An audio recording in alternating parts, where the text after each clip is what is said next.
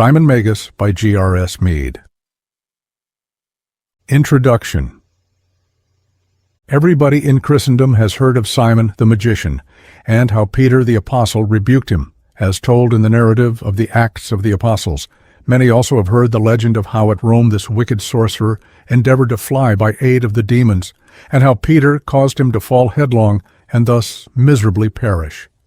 And so most think that there is an end of the matter, and either cast their mite of pity or contempt at the memory of Simon, or laugh at the whole matter as the invention of superstition, or the imagination of religious fanaticism, according as their respective beliefs may be in orthodoxy or materialism. This for the general. Students of theology and church history, on the other hand, have had a more difficult task, set them in comparing and arranging the materials they have at their disposal, as found in the patristic writings and legendary records. And various theories have been put forward, not the least astonishing being the supposition that Simon was an alias for Paul, and that the Simon and Peter in the accounts of the Fathers and in the narrative of the legends were simply concrete symbols to represent the two sides of the Pauline and Petrine controversies. The first reason why I have ventured on this present inquiry is that Simon Magus is invariably mentioned by the heresiologists as the founder of the first heresy of the commonly accepted Christian era, and is believed by them to have been the originator of those systems of religio-philosophy and theosophy which are now somewhat inaccurately classed together under the heading of Gnosticism. And though this assumption of the patristic heresiologists is entirely incorrect, as may be proved from their own works, it is nevertheless true that Simonianism is the first system that, as far as our present records go, came into conflict with what has been regarded as the orthodox stream of Christianity. A second reason is that I believe that Simon has been grossly misrepresented and entirely misunderstood by his orthodox opponents, whoever they were, in the first place, and also in the second place by those who have ignorantly and without inquiry copied from them. But my chief reason is that the present revival of theosophical inquiry throws a flood of light on Simon's teachings, whenever we can get anything approaching a first-hand statement of them, and shows that it was identical in its fundamentals with the esoteric philosophy of all the great religions of the world. In this inquiry, I shall have to be slightly wearisome to some of my readers, for instead of giving a selection or even a paraphrase of the notices on Simon, which we have from authenticated patristic sources, I shall furnish verbatim translations, and present a digest only of the unauthenticated legends. The growth of the Simonian legend must unfold itself before the reader in its native form as it comes from the pens of those who have constructed it. Repetitions will, therefore, be unavoidable in the marshalling of authorities, but they will be shown to be not without interest in the subsequent treatment of the subject, and at any rate we shall at least be on the sure ground of having before us all that has been said on the matter by the Church Fathers.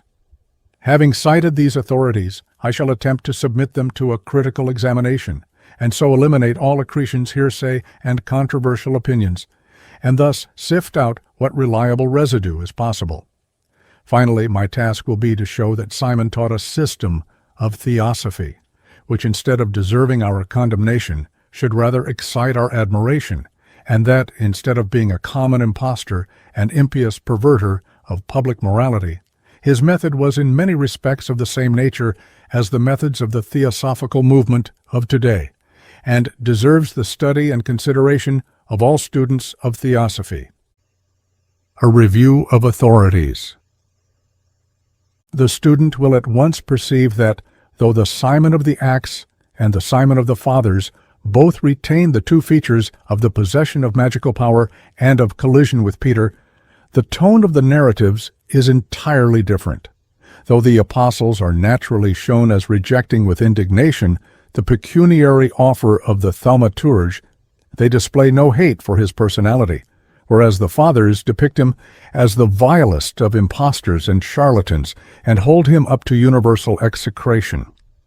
The incident of Simon's offering money to Peter is admittedly taken by the Fathers from this account, and therefore their repetition in no way corroborates the story. Hence, its authenticity rests entirely with the writer of the Acts, for Justin, who was a native of Samaria, does not mention it. As the Acts are not quoted from prior to AD 177, and their writer is only traditionally claimed to be Luke, we may safely consider ourselves in the domain of legend and not of history. The same may be said of all the incidents of Simon's career. They pertain to the region of fable, and probably owe their creation to the patristic and Simonian controversies of later ages. The Simon of Justin gives us the birthplace of Simon as at Gitta, and the rest of the fathers follow suit with variation of the name. Gitta, Gitta, Gittoi, Gittoi, Gitto, Gittin, Gitta. So run the variants. This, however, is a matter of no great importance, and the little burg is said today to be called Githoi. The statement of Justin as to the statue of Simon at Rome with the inscription Simoni Deo Sancto has been called in question by every scholar since the discovery in 1574 of a large marble fragment in the island of the Tiber bearing the inscription Simoni Sanco Deo Fideo, a Sabine god. A few, however, think that Justin could not have made so glaring a mistake in writing to the Romans, and that if it were a mistake, Irenaeus would not have copied it. The coincidence, however, is too striking to bear any other interpretation than that perhaps some ignorant controversialist had endeavored to give the legend a historical appearance, and that Justin had lent a too ready ear to him. It is also to be noticed that Justin tells us that nearly all the Samaritans were Simonians. We next come to the Simon of Irenaeus, which, owing to many similarities, is supposed by scholars to have been taken from Justin's account, if not from the Apology, at any rate from Justin's lost work on heresies which he speaks of in the Apology. Or it may be that both borrowed from some common source now lost to us. The story of Helen is here for the first time given. Whether or not there was a Helen, we shall probably never know. The lost sheep was a necessity of every Gnostic system, which taught the descent of the soul into matter. By whatever name called, whether Sophia, Achamoth, Prunicus, Barbelo, the glyph of the Magdalene, out of whom 7 devils are cast, has yet to be understood, and the mystery of the Christ and the 7 eons, churches or assemblies, ecclesiae, in every man will not be without significance to every student of Theosophy. These data are common to all Gnostic eonology. If it is argued that Simon was the first inventor of this eonology, it is astonishing that his name and that of Helen should not have had some recognition in the succeeding systems. If, on the contrary, it is maintained that he used existing materials for his system and explained away his improper connection with Helen by an adaptation of the Sophia mythos, it is difficult to understand how such a palpable absurdity could have gained any credence among such cultured adherents as the Simonians evidently were. In either case, the Gnostic tradition is shown to be pre-Christian. Every initiated Gnostic, however, must have known that the mythos referred to the world soul in the cosmos and the soul in man. The accounts of the Acts and of Justin and Irenaeus are so confusing that it has been supposed that 2 Simons are referred to. For if he claimed to be a reincarnation of Jesus, appearing in Jerusalem as the Son, he could not have been contemporary with the apostles. It follows, therefore, that either he made no such claim, or if he made the claim, Justin and Irenaeus had such vague information that they confused him with the Simon of the Acts, or that the supposition is not well founded, and Simon was simply inculcating the esoteric doctrine of the various manifestations or descents of one and the same Christ principle. The Simon of Tertullian again is clearly taken from Irenaeus, as the critics are agreed.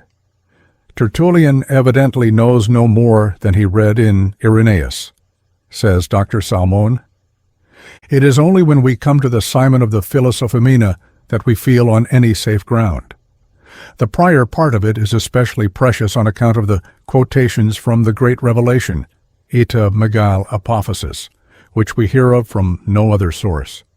The author of Philosophemina, whoever he was, evidently had access to some of the writings of the Simonians, and here at last we have arrived at anything of real value in our rubbish heap. It was not until the year 1842 that Menoides Minus brought to Paris from Mount Athos on his return from a commission given him by the French government, a 14th century MS in a mutilated condition. This was the MS of our Philosophumena, which is supposed to have been the work of Hippolytus. The authorship, however, is still uncertain, as will appear by what will be said about the Simon of Epiphanius and Philoster.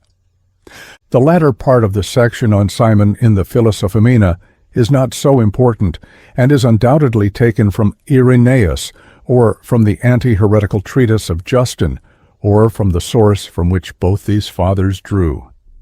The account of the death of Simon, however, shows that the author was not Hippolytus, from whose lost work Epiphanius and Philoster are proved by Lipsius to have taken their accounts.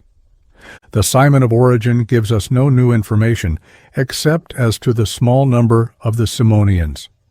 But like other data in his controversial writings against the Gnostic philosopher Celsus, we can place little reliance on his statement, for Eusebius Pamphili, writing in AD 324-5, a century afterwards, speaks of the Simonians as still considerable in numbers.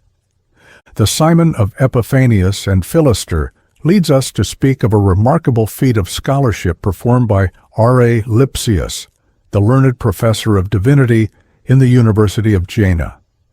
From their accounts, he has reconstructed to some extent a lost work of Hippolytus against heresies, of which a description was given by Photius.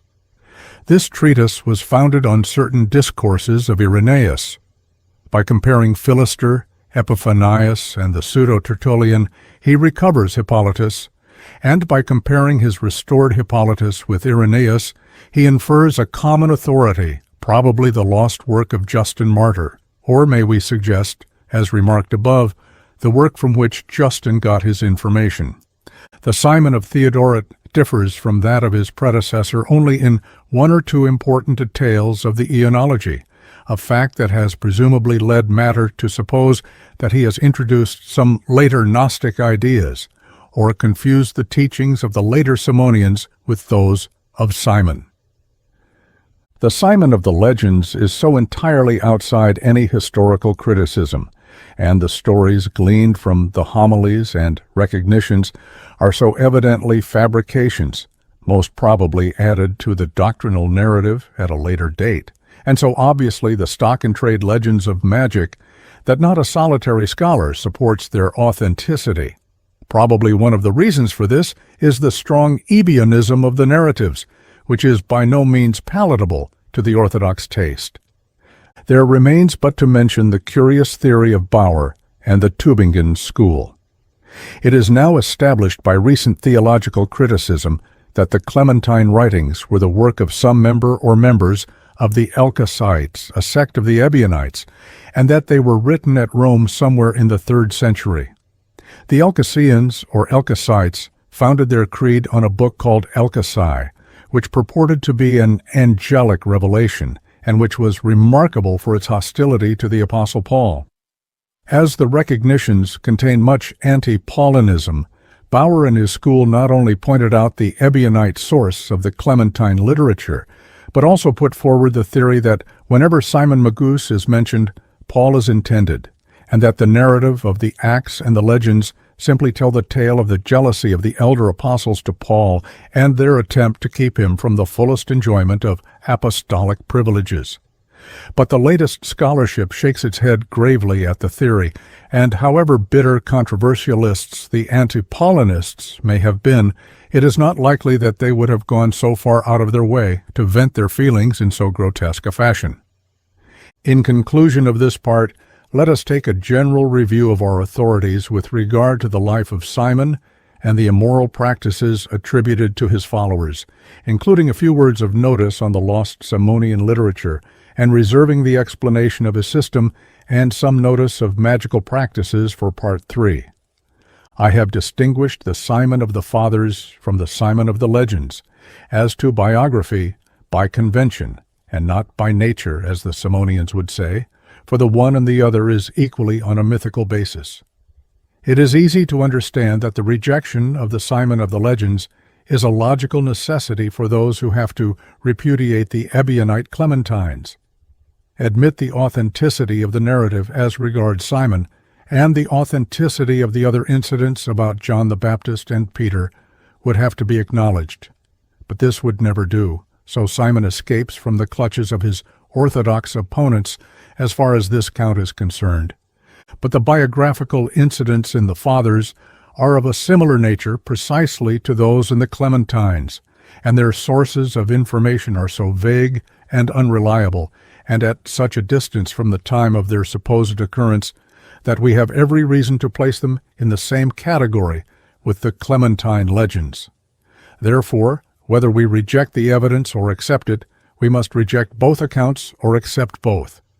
To reject the one and accept the other is a prejudice that a partisan may be guilty of, but a position which no unbiased inquirer can with justice take up. The legends, however, may find some excuse when it is remembered that they were current in a period when the metal of religious controversy was glowing at white heat. Orthodox Christians had their ears still tingling with the echoing of countless accusations of the foulest nature to which they had been subjected. Not a crime that was known or could be imagined that had not been brought against them. They naturally, therefore, returned the compliment when they could do so with safety. And though in these more peaceful and tolerant days, much as we may regret the flinging backwards and forwards of such vile accusations, we may still find some excuse for it in the passionate enthusiasm of the times, always, however, remembering that the readiest in accusation and in putting the worst construction on the actions of others is generally one who unconsciously brings a public accusation against his own lower nature. This has been well noticed by Matter, who writes as follows: "There is nothing so impure," says Eusebius, "and one cannot imagine anything so criminal, but the sect of the Simonians goes far beyond it." The bolt of Eusebius is strong. It is even too strong, for one can imagine nothing that goes beyond the excess of criminality. And Eusebius, belonging to a community who were just escaping from punishments into which accusations no less grave had caused them to be dragged, should not perhaps have allowed himself to speak as he does. But man is made thus. He pursues when he ceases to be pursued. All societies that have secret rites and a public position, as was the case with all the early communities of Christians and Gnostics, have had like accusations brought against them. The communities of the Simonians and Christians may or may not have been impure. It is now impossible to pronounce a positive opinion. The important point to notice is that the accusations being identical and the evidence or want of evidence the same, condemnation or acquittal must be meted out to both, and that if one is condemned and the other acquitted, the judgment will stand condemned as biased, and therefore be set aside by those who prefer truth to prejudice. So eager were the Fathers to discredit Simon that they contradict themselves in the most flagrant fashion on many important points. On the one hand, we hear that Samaria received the seed of the word from the apostles, and Simon in despair had to flee. On the other hand, Justin, a native of Samaria, tells us a century after this supposed event that nearly all the Samaritans are Simonians. The accounts of Simon's death again are contradictory. If Simon perished so miserably at Rome, it is the reverse of probable that the Romans would have set up a statue in his honor. But indeed, it is a somewhat thankless task to criticize such manifest inventions. We know the source of their inspiration, and we know the fertility of the religious imagination, especially in matters of controversy, and this is a sufficient sieve wherewith to sift them out of our heap. I must now say a few words on Simonian literature, of which the only genuine specimens we can in any way be certain are the quotations from the Apophasis of Simon in the text of the Philosophumena. That there was a body of Simonian scriptures is undoubtedly true, as may be seen from the passages we have quoted from the Recognitions, Jerome, Pseudo-Dionysius, and the Arabic preface to the Nicene Council, and for some time I was in hopes of being able to collect at least some scattered fragments of these works, but they have all unfortunately shared the fate of much else of value that the ignorance and fear of orthodoxy has committed to the flames.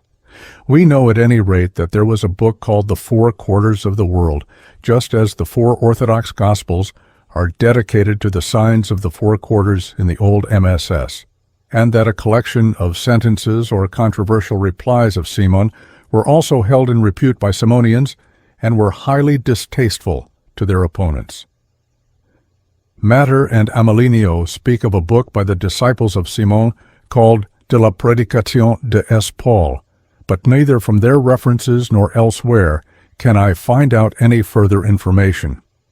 In Migne's Encyclopédie Théologique, also, a reference is given to Monsieur Miller, Catalogue des Manuscrits Grecs de l'Escurial, page 112, who is said to mention a Greek MS on the subject of Simon, un écrit en grec relatif à Simon. But I cannot find this catalogue in the British Museum, nor can I discover any other mention of this MS in any other author. At last I thought that I had discovered something of real value in Grabe's Spicilegium, purporting to be gleanings of fragments from the heretics of the first 3 centuries A.D. But the date of the authority is too late to be of much value. Grabe refers to the unsatisfactory references I have already given, and to show the nature of these books according to the opinion of the unknown author or authors of the Apostolic Constitutions. Grabe calls him the collector, and for some reason best known to himself places him in the 4th century, quotes the following passage from their legendary pages. Such were the doings of these people, with names of ill omen slandering the creation and marriage, providence, childbearing, the law, and the prophets, setting down foreign names of angels, as indeed they themselves say, but in reality of demons, who answer back to them from below. It is only when Grabe refers to the Simonian antiretikoi logoi, mentioned by the pseudo-Dionysius, which he calls Vesani Simonis Refutatoria Sermones, that we get any new information. A certain Syrian bishop, Moses Barcephus, writing in the 10th century, professes to preserve some of these controversial retorts of Simon, which the pious Grabe, to keep this venom, as he calls it, apart from the orthodox refutation, has printed in italics. The following is the translation of these italicized passages. God willed that Adam should not eat of that tree, but he did eat. He, therefore, did not remain as God willed him to remain. It results, therefore, that the maker of Adam was impotent. God willed that Adam should remain in paradise, but he of his own disgraceful act fell from thence. Therefore, the God that made Adam was impotent, inasmuch as he was unable of his own will to keep him in paradise. For he interdicted, he said, Adam from the tree of the knowledge of good and evil, by tasting which he would have had power to judge between good and evil, and to avoid this and follow after that. But, said he, had not that maker of Adam forbidden him to eat of that tree, he would in no way have undergone this judgment and this punishment. For hence is evil here, in that he, Adam, had done contrary to the bidding of God, for God had ordered him not to eat, and he had eaten. Through envy, said he forbade Adam to taste of the tree of life, so that, of course, he should not be immortal. For what reason on earth, said he, did God curse the serpent? For if he cursed him, as the one who caused the harm, why did he not restrain him from so doing, that is, from seducing Adam? But if he cursed him, as one who had brought some advantage in that he was the cause of Adam's eating of that good tree, it needs must follow that he was distinctly unrighteous and envious. Lastly, if, although from neither of these reasons he still cursed him, he, the maker of Adam, should most certainly be accused of ignorance and folly. Now, although there seems no reason why the above contentions should not be considered as in substance the arguments employed by Simon against his antagonists of the dead letter, yet the 10th century is too late to warrant verbal accuracy, unless there may have been some Syrian translation which escaped the hands of the destroyers. The above-quoted specimen of traditionary Simonian logic, however, is interesting, and will, we believe, be found not altogether out of date in our own times. Finally, there is one further point that I have reserved for the end of this part in order that my readers may constantly keep it in mind during the perusal of the part which follows. We must always remember that every single syllable we possess about Simon comes from the hands of bitter opponents, from men who had no mercy or toleration for the heretic. The heretic was accursed, condemned eternally by the very fact of his heresy, an emissary of Satan and the natural enemy of God. There was no hope for him, no mercy for him. He was irretrievably damned. The Simon of our authorities has no friend, no one to say a word in his favor. He is hounded down the byways of history and the highways of tradition, and to crush him is to do God service. One solitary ray of light beams forth in the fragment of his work called the Great Revelation, one solitary ray that will illumine the garbled accounts of his doctrine and speak to the theosophists of today in no uncertain tones that each may say, "Methinks there is much reason in his sayings." If thou consider rightly of the matter, Simon has had great wrong. The Theosophy of Simon. In treating of eschatology and the beginning of things, the human mind is ever beset with the same difficulties, and no matter how grand may be the effort of the intellect to transcend itself, the finite must ever fail to comprehend the infinite. How much less, then, can words define that which even the whole phenomenal universe fails to express? The change from the one to the many is not to be described. How the all-deity becomes the primal trinity is the eternal problem set for man's solution. No system of religion or philosophy has ever explained this inexplicable mystery, for it cannot be understood by the embodied soul, whose vision and comprehension are dulled by the grossness of its physical envelope. Even the illuminated soul that quits its prison house to bathe in the light of infinitude can only recollect flashes of the vision glorious once it returns again to earth. And this is also the teaching of Simon when he says, "I say there are many gods, but one God of all these gods, incomprehensible and unknown to all. A power of immeasurable and ineffable light, whose greatness is held to be incomprehensible. A tower which the maker of the world does not know, and that this is a fundamental dogma of the gnosis in all climes and in all ages. The demiurgic deity is not the all-deity, for there is an infinite succession of universes, each having its particular deity, its Brahma, to use the Hindu term. But this Brahma is not that which is Parabrahman, that which is beyond Brahma." This view of the Simonian gnosis has been magnificently anticipated in the Rig Veda, X 129, which reads in the fine translation of Colebrook as follows: "That whence all this great creation came, whether its will created or was mute, the Most High Seer that is in highest heaven, he knows it, or perchance even he knows not." In treating of emanation, evolution, creation, or whatever other term may be given to the process of manifestation. Therefore, the teachers deal only with one particular universe, the unmanifested root and universal cause of all universes lying behind, in potentiality, dunamis, in incomprehensible silence, sig a kataleptos. For on the tongue of the ineffable are many words, logoi, each universe having its own logos. Thus then Simon speaks of the logos of this universe and calls it firepur. This is the universal principle, or beginning, ton olon arche, or universal rootage, rhizoma ton olon. But this fire is not the fire of earth, it is divine light and life and mind, the perfect intellectual, to telion neuron.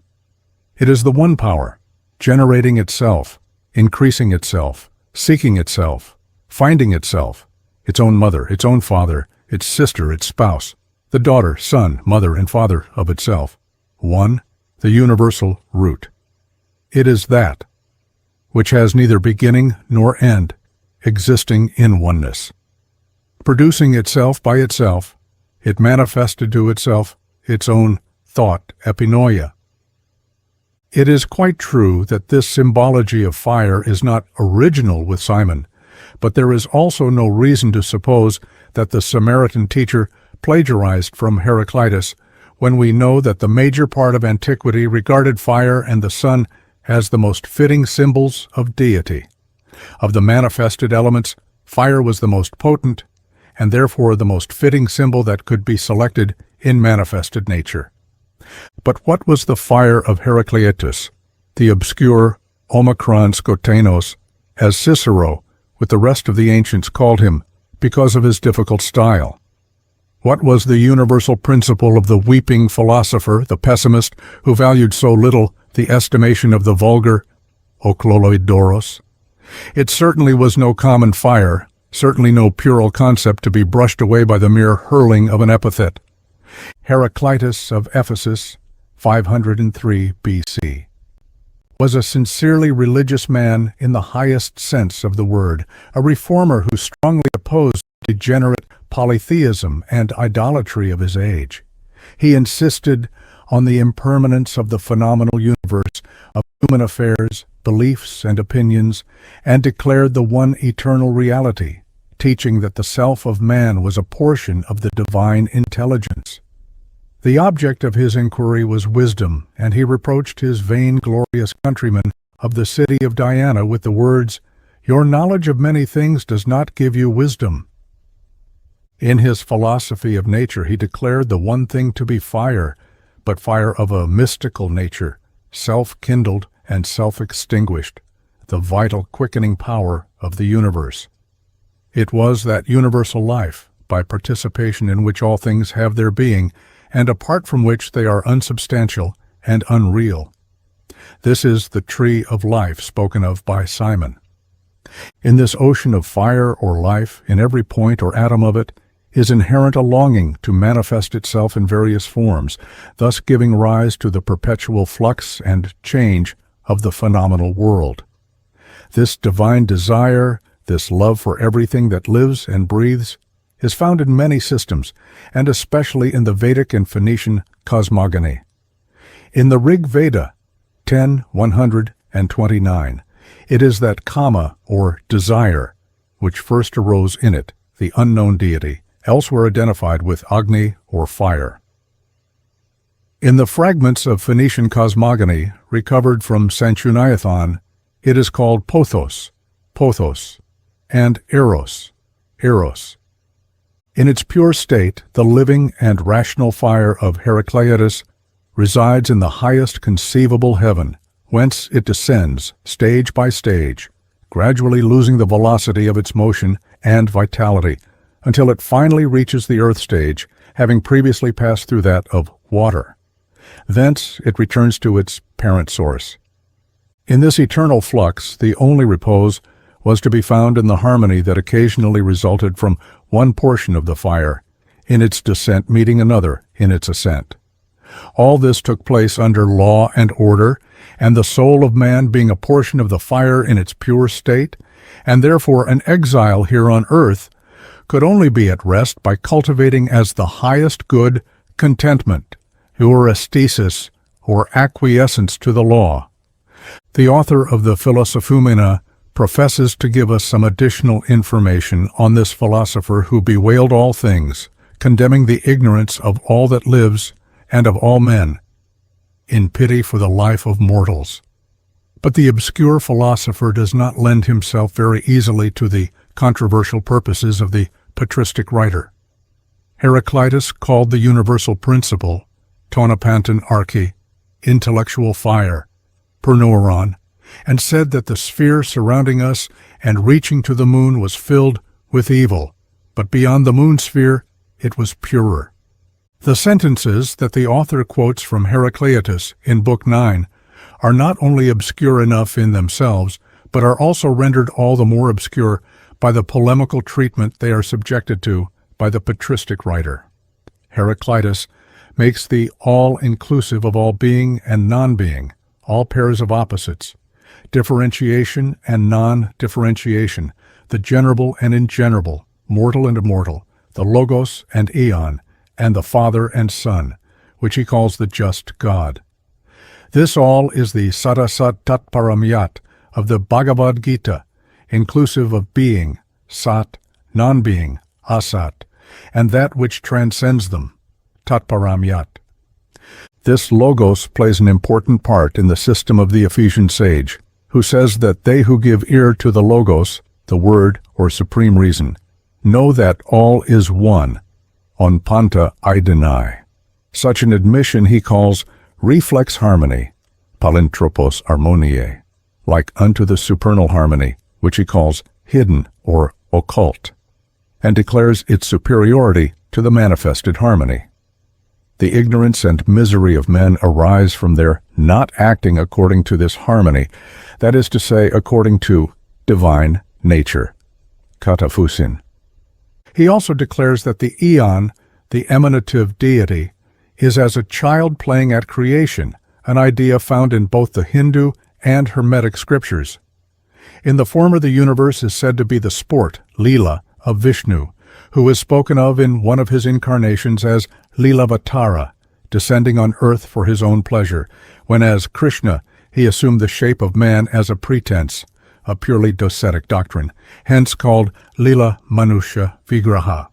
While in the latter we learn from a magic papyrus that Thoth, the god of wisdom, created the world by bursting into 7 peals of laughter. This, of course, typifies the bliss of the deity in emanation or creation, caused by that divine love and compassion for all that lives and breathes, which is the wellspring of the supreme cause of the universe. Diving into the mystery of being, Heraclitus showed how a thing could be good or evil, and evil or good, at one and the same time, as, for instance, seawater, which preserved and nourished fishes, but destroyed men.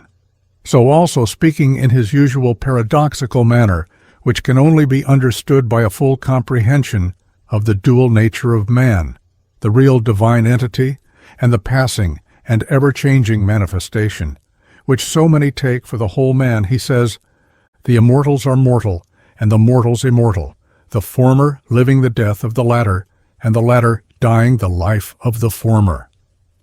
Thus all externals are transitory, for no one has ever been twice on the same stream, for different waters are constantly flowing down, and therefore in following externals we shall err, for nothing is efficient and forcible except through harmony, and its subjection to the divine fire, the central principle of life.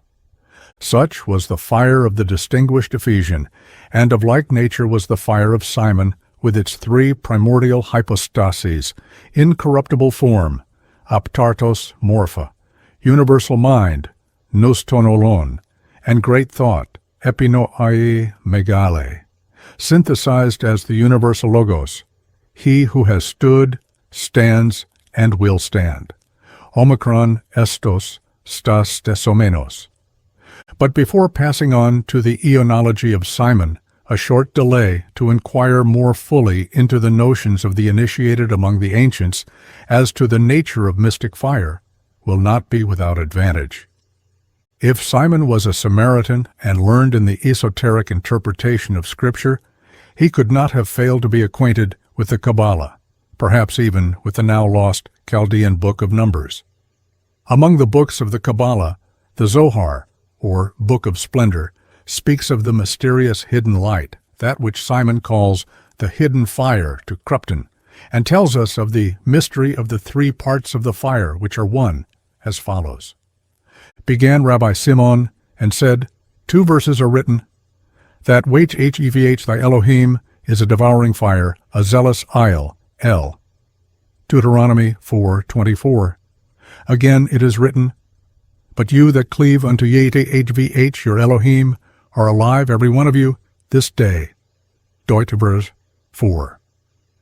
On this verse, that Hevh thy Elohim is a consuming fire, this we said to the companions, that it is a fire which devours fire, and it is a fire which devours itself and consumes itself, because it is a fire which is more mighty than fire, and it has been so confirmed.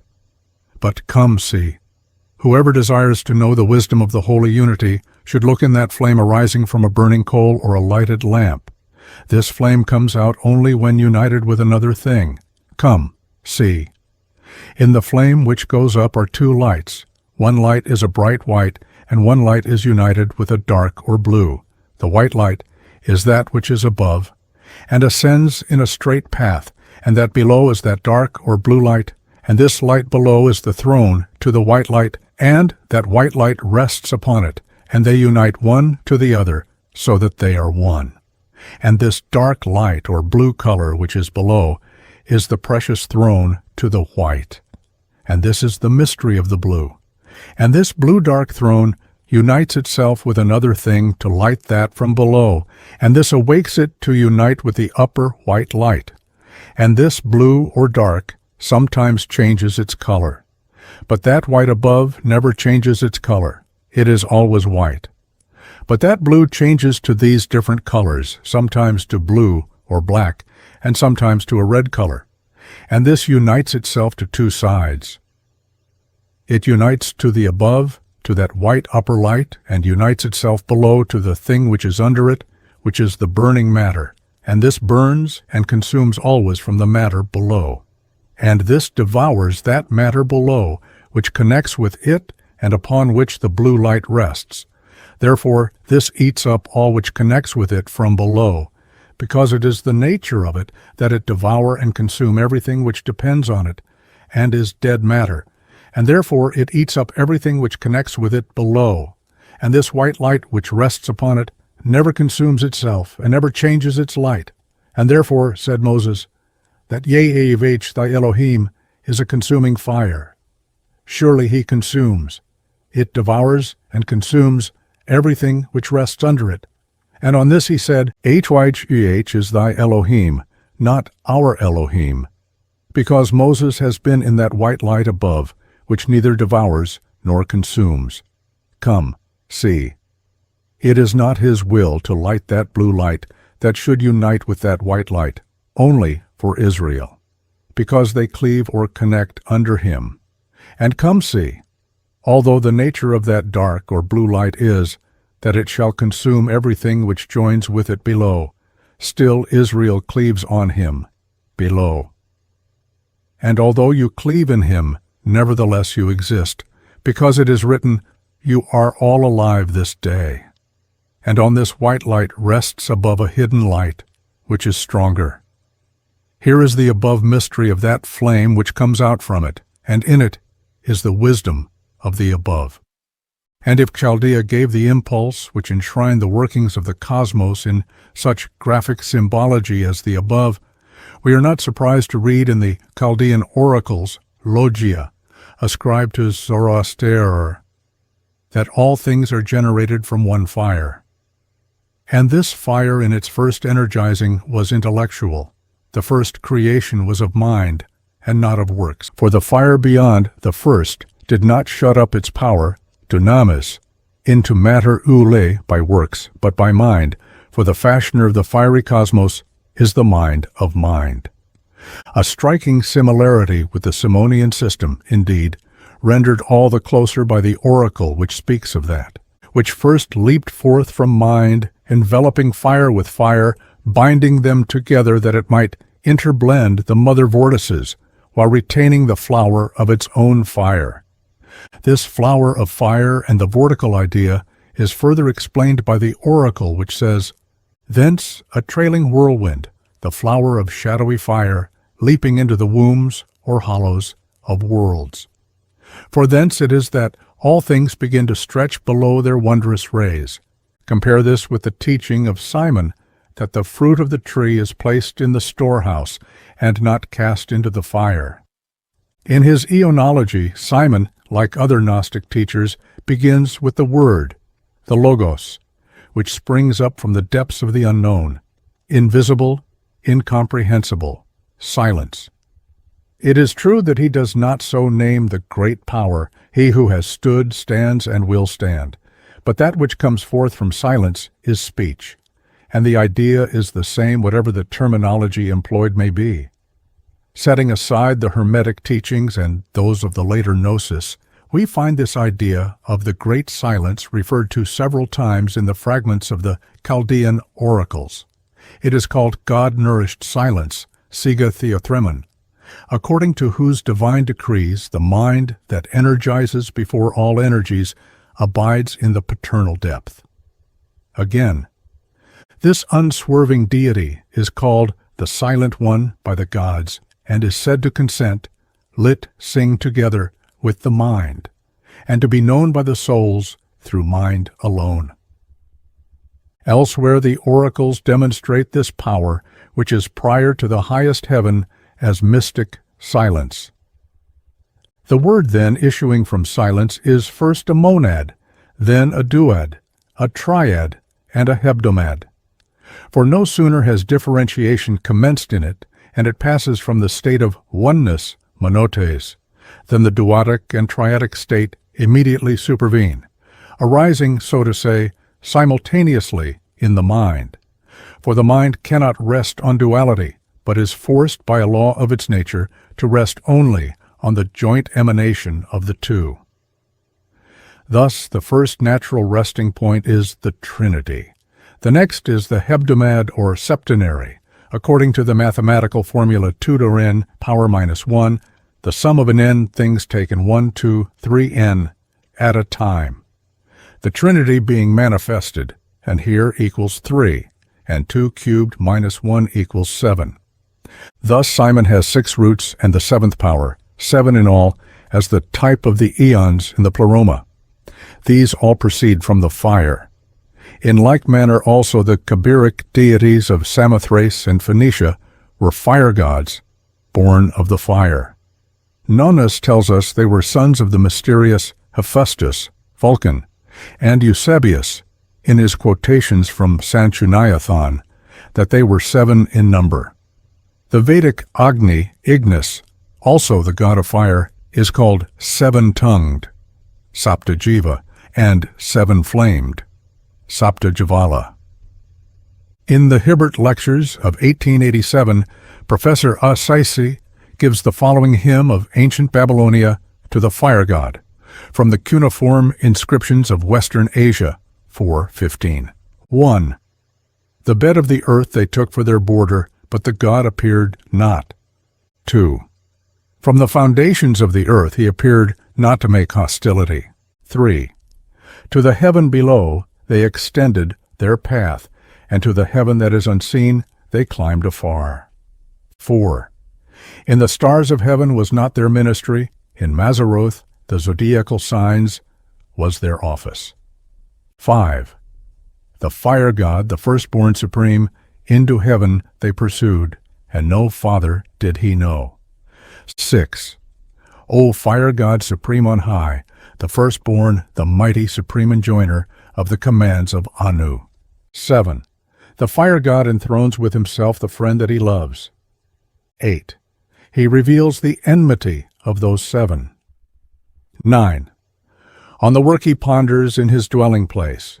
10. O fire god, how were those 7 begotten, how were they nurtured? 11. Those 7 in the mountain of the sunset were born. 12. Those 7 in the mountain of the sunrise grew up. 13. In the hollows of the earth they have their dwelling. 14. On the high places of the earth their names are proclaimed. 15. As for them, in heaven and earth they have no dwelling. Hidden is their name. 16. Among the sentient gods they are not known. 17. Their name in heaven and earth exists not. 18. Those 7 from the mountain of the sunset gallop forth. 19. Those 7 in the mountain of the sunrise are bound to rest. 20. In the hollows of the earth they set the foot. 21. On the high places of the earth they lift the neck. 22. They by naught are known. In heaven and in earth is no knowledge of them. Though I have no intention of contending that Simon obtained his ideas specifically from Vedic, Chaldean, Babylonian, Zoroastrian, or Phoenician sources, still the identity of ideas and the probability, almost amounting to conviction for the student, that the initiated of antiquity all drew from the same sources, shows that there was nothing original in the main features of the Simonian system.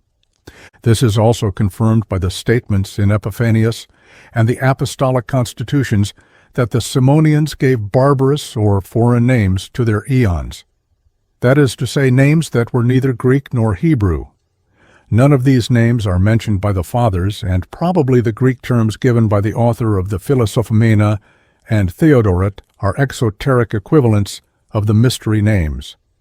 There is abundant evidence from gems, monuments, and fragments to show that there was a mystery language employed by the Gnostic and other schools. What this language was, no scholar has yet been able to tell us, and it is sufficiently evident that the efforts at decipherment are so far abortive. The fullest and most precious examples of these names and of this language are to be found in the papyri brought back by Bruce from Abyssinia at the latter end of the last century. Jamblichus tells us that the language of the mysteries was that of ancient Egypt and Assyria, which he calls sacred nations, as follows. But you ask, why among our symbolical terms, shmantika, we prefer barbarous words to our respective native tongues?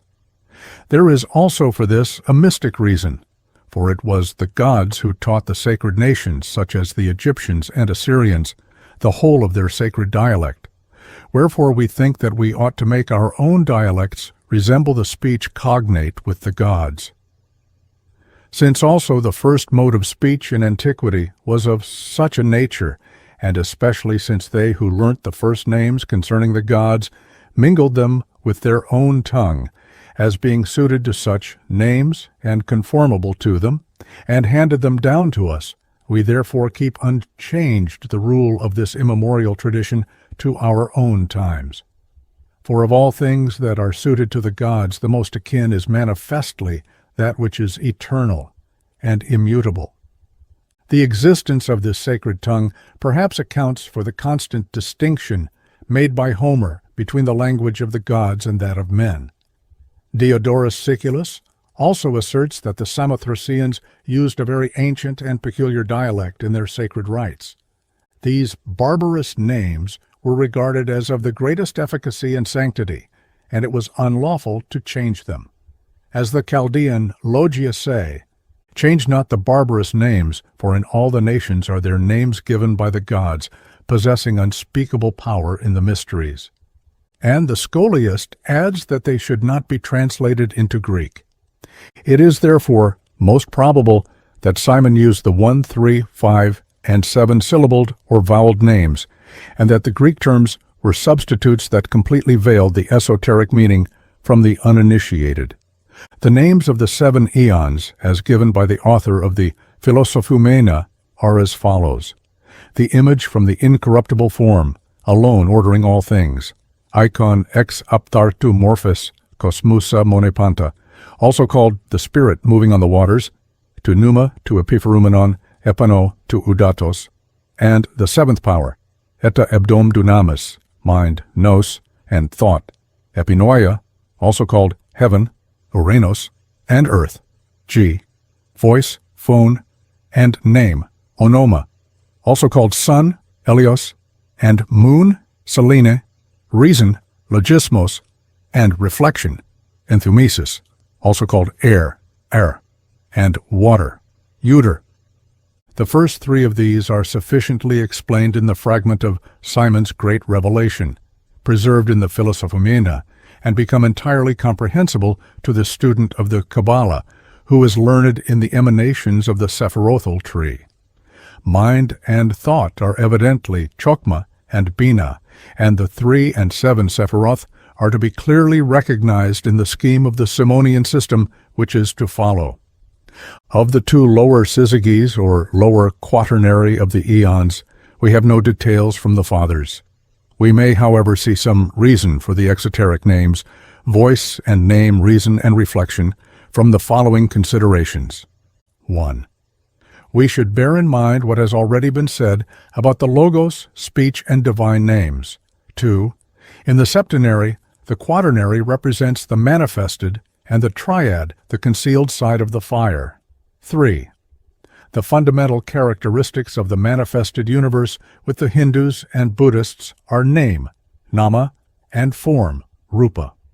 4. Simon says that the great power was not called Father until thought, in manifestation becoming voice, named onomasai, him Father. 5. Reason and reflection are evidently the two lowest aspects, principles, or characteristics of the divine mind of man. These are included in the lower mind, or internal organ, antakarana, by the Vedantine philosophers of India, and called buddhi and manas, being respectively the mental faculties used in the certainty of judgment and the doubt of inquiry. This quaternary, among a host of other things, typifies the four lower planes, elements, principles, aspects, etc. of the universe, with their hierarchies of angels, archangels, rulers, etc., each synthesized by a Lord who is supreme in his own domain. Seeing, however, that the outermost physical plane is so vast that it transcends the power of conception of even the greatest intellect, it is useless for us to speculate on the interplay of cosmic forces and the mysterious interaction of spheres of being that transcend all normal human consciousness. It is only on the lowest and outermost plane that the lower quaternary symbolizes the four cardinal points, the Michael, Sun, Gabriel, Moon, Uriel, Venus, and Raphael, Mercury of the Kabbalah, the four beasts, the wheels of Ezekiel, were living, divine, and intelligent entities pertaining to the inner nature of man and the universe for the initiated. It is to be presumed that the Simonians had distinct teachings on this point, as is evidenced by the title of their lost work, The Book of the Four Angles and Points of the World.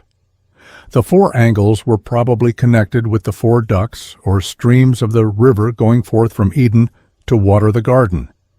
These streams have their analogy on all planes, and cosmically are of the same nature as the Akashaganga, the Ganges in the Akashic ocean of space, and the rest of the rivers in the Puranic writings of the Hindus.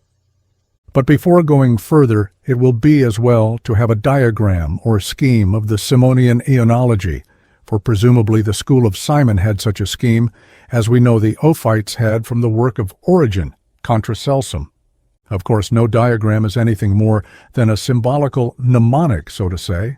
In itself, it is entirely insufficient, and only permits a glance at one aspect, or face, of the world process. It is a step in a ladder merely, useful only for mounting, and to be left aside when once a higher rung is reached. Thus it is that the whole of the elements of Euclid were merely an introduction to the comprehension of the Platonic solids, which must also in their turn be discarded when the within or essence of things has to be dealt with, and not the without or appearance, no matter how typical that appearance may be.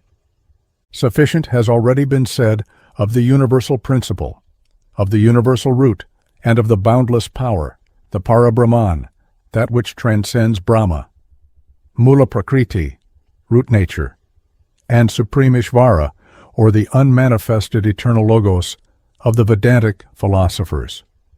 The next stage is the potential unmanifested type of the Trinity, the three in one and one in three, the potentialities of Vishnu, Brahma, and Shiva, the preservative, emanative, and regenerative powers, the Supreme Logos, universal ideation, and potential wisdom, called by Simon the incorruptible form, universal mind, and great thought.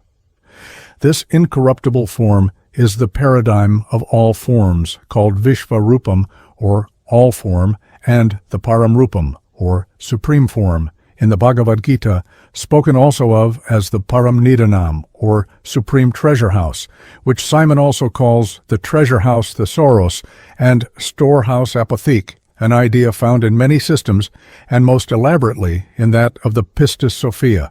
Between this divine world, the unmanifested triple aeon, and the world of men is the middle distance, the waters of space differentiated by the image or reflection of the triple Logos D brooding upon them.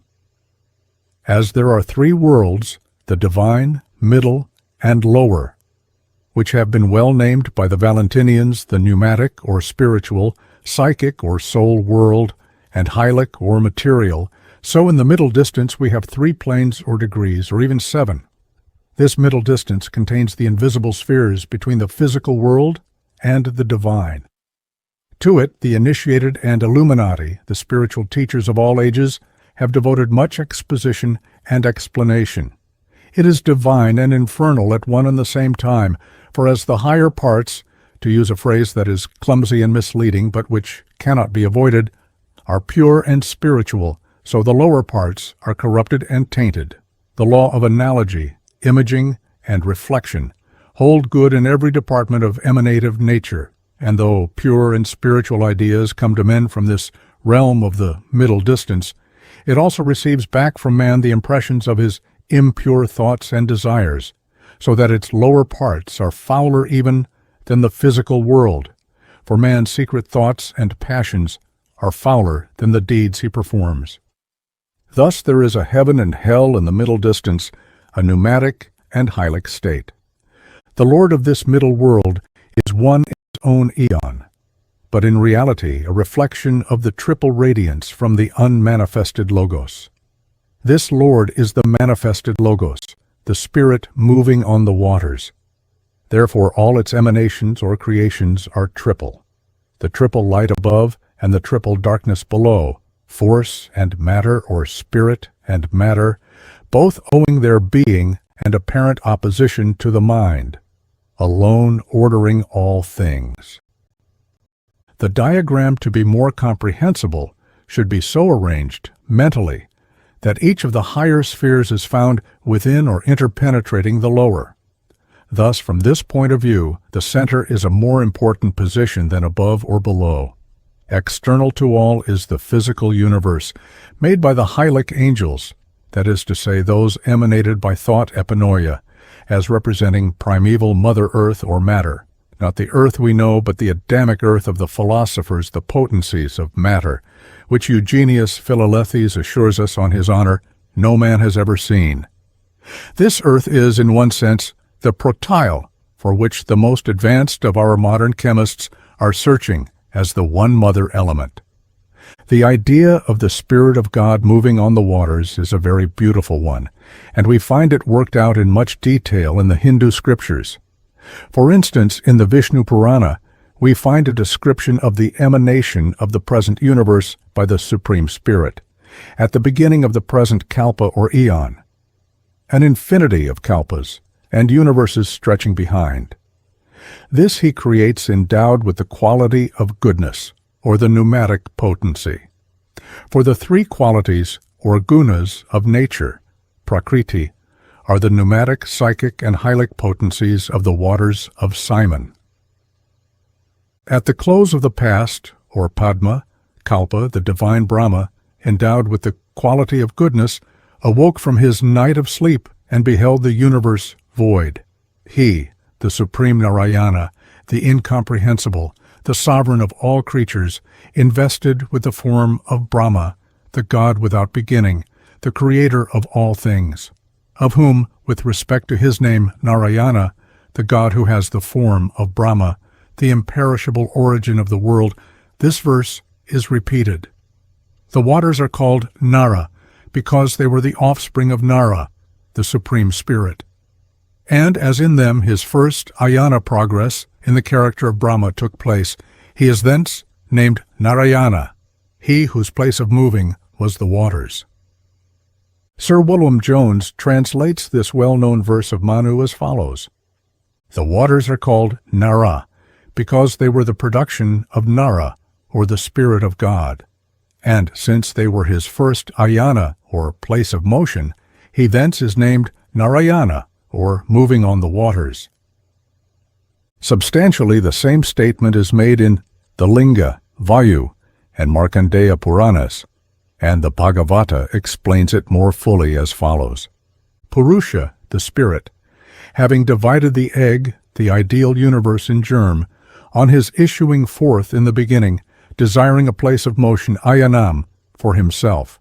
Pure he created the waters pure. In the Vishnu Purana, again, Brahma, speaking to the celestials, says, I, Mahadeva, Shiva, and you all are Narayana, the beautiful symbol of the divine spirit moving and brooding over the primordial waters of space, waters which as differentiation proceeds become more and more turbid, is too graphic to require further explanation. It is too hallowed by age and sanctified by the consent of humanity to meet with less than our highest admiration. Dissertation on our diagram could be pursued to almost any length, but sufficient has already been said to show the points of correspondence between the ideas ascribed to Simon and universal theosophy. Let us now inquire into the part played by epinoia, the divine thought, in the cosmic process, reserving the part played by her in the human drama to when we come to treat of the soteriology of Simon. We have evidently here a version of the great Sophia mythos, which plays so important a part in all Gnostic systems. On the one hand, the energizings of the mother side of divine nature, on the other, the history of the evolution of the divine monad, shut into all forms throughout the elemental spheres, throughout the lower kingdoms, up to the man stage. The mystery of Sophia Epinoia is great indeed, insoluble in its origins. For how does that which is divine descend below and create powers which imprison their parent? It is the mystery of the universe and of man, insoluble for all but the Logos itself, by whose self-sacrifice Sophia, the soul, is finally freed from her bonds. Epinoia is a power of many names. She is called the Mother, or All-Mother, Mother of the Living or Shining Mother, the Celestial Eve, the Power Above, the Holy Spirit. For the Spiritus, in some systems, is a feminine power, in a symbolical sense, of course, preeminently in the Codex Nazareus, the scripture of the Mandites. Again, she is called she of the left hand, as opposed to the Christos, he of the right hand, the man-woman, Prunekos, Matrix, Paradise, Eden, Achamoth, the Virgin, Barbelo, Daughter of Light, Merciful Mother, Consort of the Masculine One, Revelant of the Perfect Mysteries, Perfect Mercy, Revelant of the Mysteries of the Whole Magnitude, Hidden Mother, she who knows the mysteries of the elect, the Holy Dove, who has given birth to the two twins, Enoia, and by many another name, varying according to the terminology of the different systems, but ever preserving the root idea of the world soul in the macrocosm and the soul in man. Within every form, aye, even apparently the meanest, is epinoia confined. For everything within is innate with life. Every form contains a spark of the divine fire, essentially of the same nature as the all. For in the roots, and also in all things, since all is built on their type, is the whole of the boundless power together in potentiality, but not in actuality. The reason given for this imprisonment of Sophia in most of the systems is that she endeavored to create without her syzygy, the father or nous, wishing to imitate alone the self-generating power of the Supreme. Thus, through ignorance, she involved herself in suffering, from which she was freed by repentance and experience. What explanation of this supreme mystery was publicly ventured on by Simon, we cannot know, for the patristic accounts are confused and contradictory. Irenaeus tells us that she was the first conception, epinoia, of his mind, the mother of all, by whom in the beginning he conceived in his mind the making of the angels and archangels. This epinoia, leaping forth from him, the boundless power, and knowing what was the will of her Father, descended to the lower regions and generated the angels and powers, by whom also he said the world was made. And after she had generated them, she was detained by them through envy, for they did not wish to be thought the progeny of another. As for himself, he was entirely unknown by them, and it was his thought, epinoia, that was made prisoner by the powers and angels that had been emanated by her. And she suffered every kind of indignity at their hands to prevent her reascending to her Father, even to being imprisoned in the human body and transmigrating into other female bodies, as from one vessel into another. Tertullian's account differs by the important addition that the design of the Father was prevented. How or why he does not say. She was his first suggestion, whereby he suggested the making of the angels and archangels, that she, sharing in this design, had sprung forth from the Father and leaped down into the lower regions, and that there, the design of the Father being prevented, she had brought forth angelic powers ignorant of the Father, the artificer of this world. By these she was detained, not according to his intention, lest when she had gone they should be thought to be the progeny of another, etc. The Philosophumena say nothing on this point, except that Epinoia throws all the powers in the world into confusion through her unsurpassable beauty. Philoster renders confusion worse confounded by writing, "And he also dared to say that the world had been made by angels, and the angels again had been made by certain endowed with perception from heaven, and that they, the angels, had deceived the human race." He asserted, moreover, that there was a certain other thought, intellectus, who descended into the world for the salvation of men. Epiphanius further complicates the problem as follows. This power, Prunicus and Holy Spirit, descending from above, changed its form, and through the power from above, displaying her beauty, she drove them to frenzy, and on this account was she sent for the despoiling of the rulers who brought the world into being, and the angels themselves went to war on her account. And while she experienced nothing, they set to work to mutually slaughter each other on account of the desire which she infused into them for herself. Theodoret briefly follows Irenaeus. In these contradictory accounts we have a great confusion between the roles played by nous and epinoia, the Father and thought, the spirit and spiritual soul. Then again, how did the lower regions come into existence for epinoia to descend to them? This lacuna is filled by the fuller information of the Philosophumena, which shows us the scheme of self-emanation out or down into matter by similitude, thus confining the problem of evil to space and time, and not raising it into an eternal principle. Naturally, it is not to be supposed that the origin of evil is solvable for man in his present state. Therefore, whether it was according to the design or contrary to the design of the Father will ever depend upon the point of view from which we severally regard the problem. Law, justice, and compassion are not incompatible terms to one whose heart is set firm on spiritual things, and the view that evil is not a thing in itself, but exists only because of human ignorance, is one that must commend itself to the truly religious and philosophical mind. Thus, evil is not a fixed quantity in itself. It depends on the internal attitude each man holds with regard to externals as to whether they are evil or no. For instance, it is not evil for an animal or savage to kill, for the light of the higher law is not yet flaming brightly in their hearts. That only is evil if we do what is displeasing to the self. This may perhaps throw some light on the Simonian dogma of action by accident, ex accidenti, or institution, theesei, as opposed to action according to nature, naturaliter or fusai, evidently the same idea as the teaching of Heraclitus to act according to nature, katafusin, which he explains as according to the unmanifested harmony which we can hear by straining our ears to catch that still small voice within, the voice of the silence, the logos, or self. Simon presumably refers to this in the phrase, the things which sound within, ta eneka, an idea remarkably confirmed by Psellus, who quotes the following logion.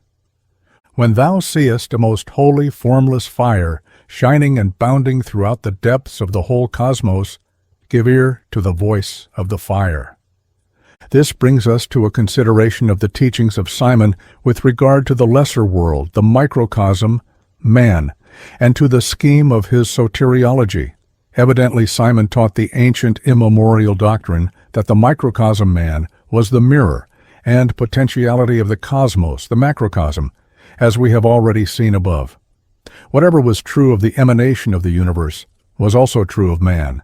Whatever was true of the macrocosmic eons was true of the microcosmic eons in man, which are potentially the same as those of the cosmos, and will develop into the power and grandeur of the latter if they can find suitable expression or a fit vehicle. This view will explain the reason of the ancients for saying that we could only perceive that of which we have a germ already within us.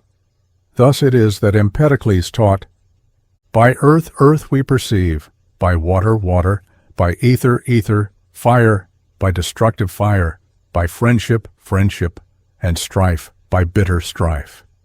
And if the potentiality of all resided in every man, the teaching on this point most forcibly has been qui se cognoscit, in se omnia cognoscit. He who knows himself knows all in himself, as Q. Fabius Pictor tells us.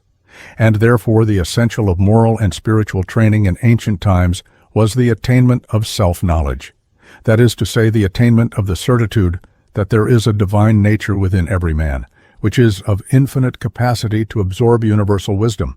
That, in brief, man was essentially one with deity. With Simon, as with the Hermetic philosophers of ancient Egypt, all things were interrelated by correspondence, analogy, and similitude. As above, so below is the teaching on the Smaragdine table of Hermes. Therefore, whatever happened to the divine Epinoia, the Supreme Mother among the eons, happened also to the human spiritual soul, or monadic essence, in its evolution through all stages of manifestation. This soul is shut into all forms and bodies, successively up to the stage of man. From one point of view, this teaching has been conclusively proved by modern science. The evolution of the external form has been traced throughout all the kingdoms and is no longer in question.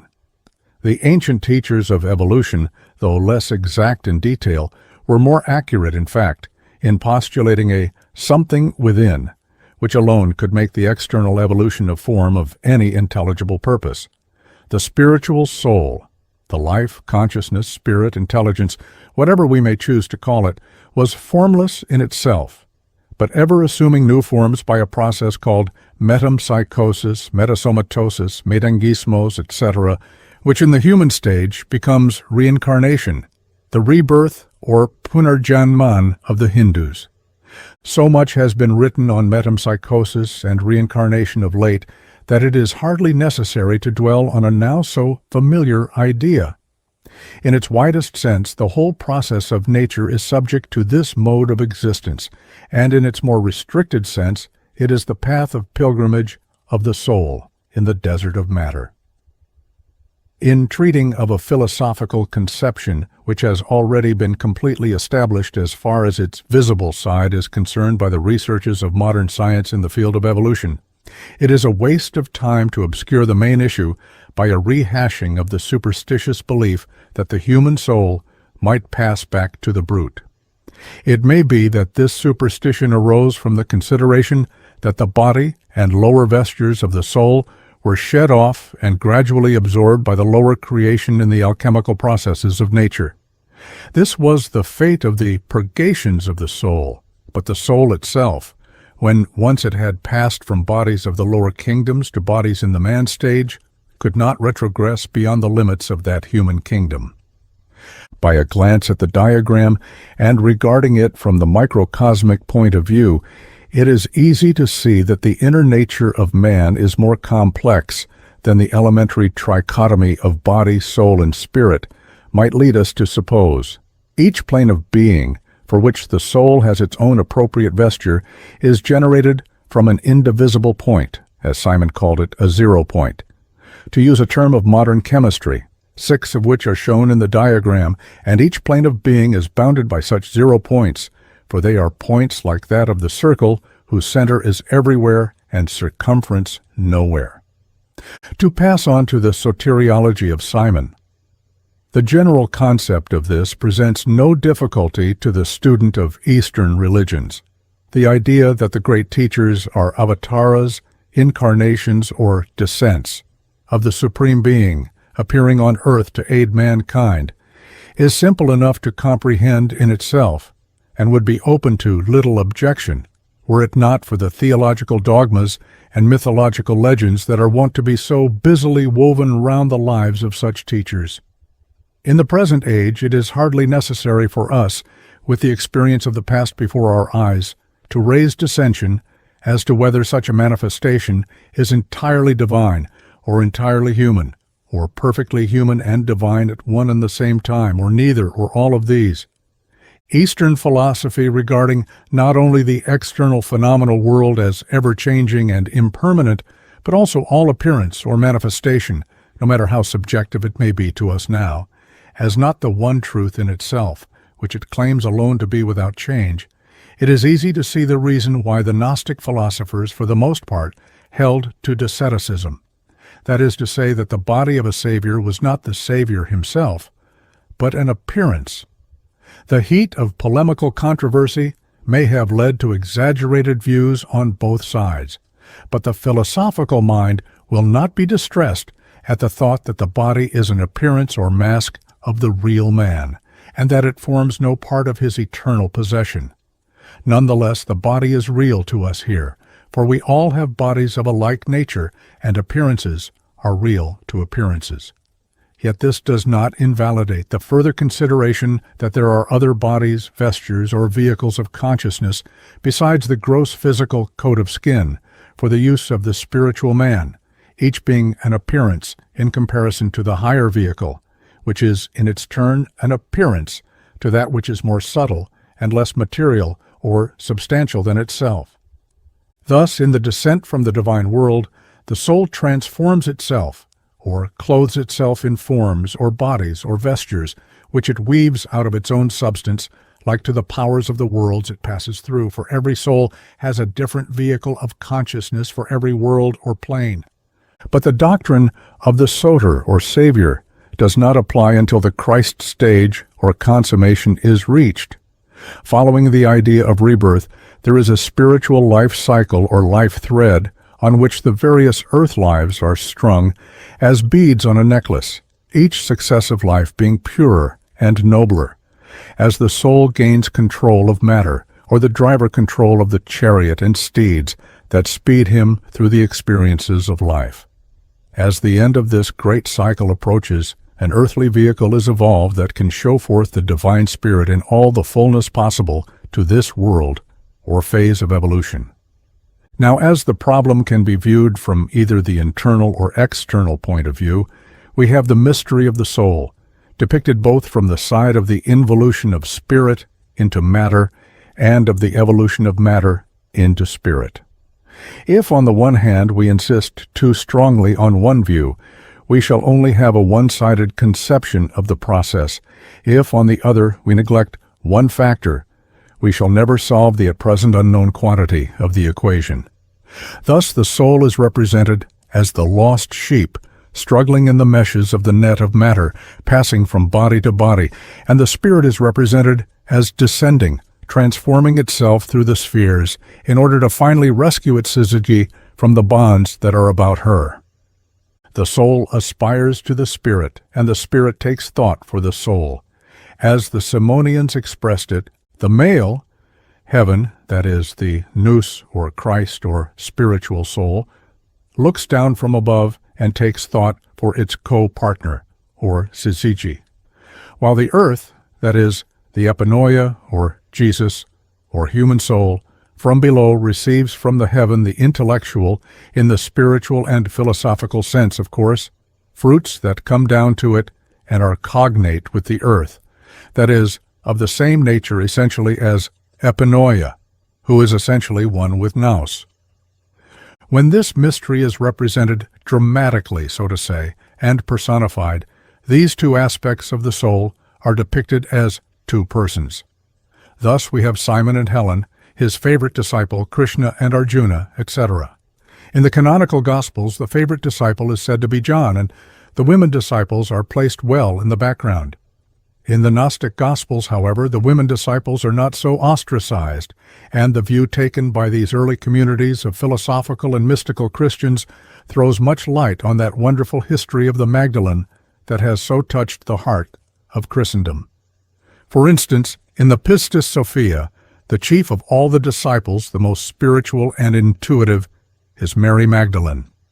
This is not without significance when we remember the love of the Christ for Mary, out of whom he had cast 7 devils.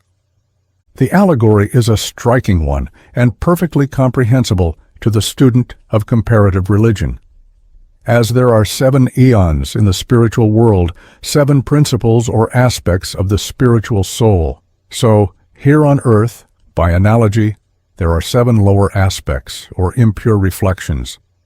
As there are 7 cardinal virtues, the prajna paramitas, or perfections of wisdom, of the Buddhists, so there are 7 cardinal vices, and these must be cast out by the spiritual will before the repentant Mary, or human soul, can be purified. This is the mystery of the Helen, the lost sheep.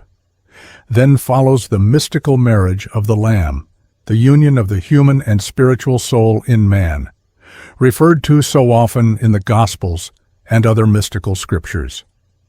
Naturally, the language used is symbolical and has naught to do with sex in any sense. Woe unto him or her who takes these allegories of the soul as literal histories, for nothing but sorrow will follow such materialization of divine mysteries. If Simon or his followers fell into this error, they work their own downfall under the great law, as surely do all who forge such bonds of matter for their own enslavement. But with condemnation we have nothing to do. They alone who are without sin have the right to cast stones at the Magdalens of this world, and they who are truly without sin use their purity to cleanse their fellows, and do not sully it with the stains of self-righteous condemnation. We, ordinary men and women of the age, are all lost sheep, human souls struggling in ignorance. Shall we then stone our fellows because their theology has a different nomenclature to our own? For man was the same in the past as he is today. The human soul has ever the same hopes and fears, loves and hates, passions and aspirations, no matter how the mere form of their expression differs. That which is important is the attitude we hold to the forms with which we are surrounded. Today the form of our belief is changed. The fashion of our dress is scientific and not allegorical. But are we any nearer the realization that it is a dress, and no more, and not the real expression of the true man within? Let us now take a brief glance at the symbolical tree of life, which plays so important a part in the Simonian gnosis. Not, however, that it was peculiar to this system, for several of the schools use the same symbology. For instance, in the Pistis Sophia, the idea is immensely expanded, and there is much said of an Aeonian hierarchy called the 5 trees. As this, however, may have been a later development, let us turn to the ancient Hindu Shastras and select one out of the many passages that could be adduced, descriptive of the Ashvatha tree, the tree of life, the Ashvatha of golden wings, where the bird souls get their wings and fly away happily, as the Sanat tells us.